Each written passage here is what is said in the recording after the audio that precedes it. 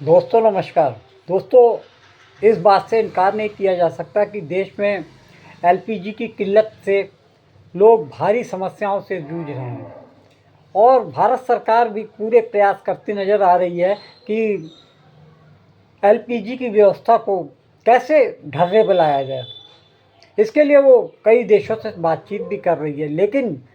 इस बात से इनकार नहीं किया जा सकता कि देश में एलपीजी की भारी किल्लत है। ये बात दूसरी है कि सरकार और भारतीय जनता पार्टी और ख़ास तौर से एनडीए दल के घटक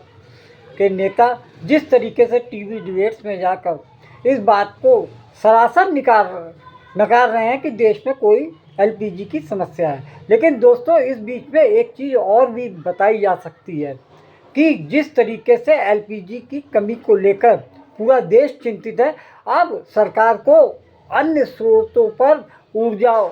भंडारों पे भी ध्यान देना चाहिए। ये देना चाहिए कि अभी तो एलपीजी की लाइनों में एलपीजी के लिए लोग गैस एजेंसीज के और गोडाउंस पर सुबह से शाम तक खड़े दिखते हैं, लेकिन अब इस बात पे भी ध्यान देना चाहिए सरकार को कि ऐसी बहुत सारी चीज़ें हैं जिसके लिए हमारी सरकार को और हमारे देश को दूसरे देशों पर डिपेंड होना पड़ता है। यानी कि एलएनजी, लिक्विड नेचुरल गैस, और पीएनजी और सीएनजी, तीनों चीज़ों के लिए हमें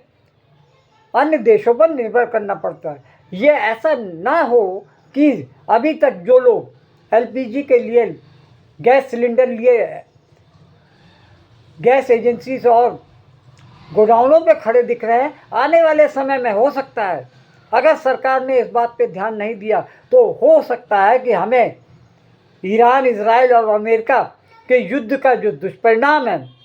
एलपीजी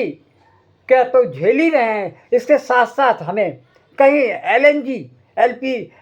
सीएनजी और पीएनजी के लिए हमें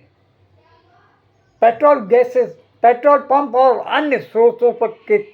लिए लाइनों का दौर न लगे। अभी तो सिर्फ लोगों का सारा दिमाग पेट के लिए है, यानी पेट में खाना जाएगा और उसके लिए एलपीजी ज़रूरी है। लेकिन अब दूसरा राउंड, जो दूसरी बड़ी समस्या का संकेत सामने आ रहा है कि जल्दी अगर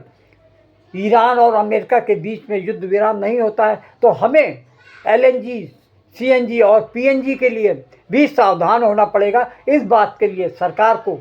अपने मंत्रिमंडल और अन्य जितना भी प्रशासनिक अमला है उसको इन सब साधनों के लिए की आपूर्ति के लिए अपने दिमाग के घोड़ों को दौड़ाना चाहिए। ऐसा ना हो कि एक बार फिर से सरकार यही दावा करे कि हमारे देश में एलएनजी, सीएनजी और पीएनजी की कोई कमी नहीं है, लेकिन आने वाले संकट को अगर दूर से पहचान लिया जाए तो उसी में ही भलाई दिखती है।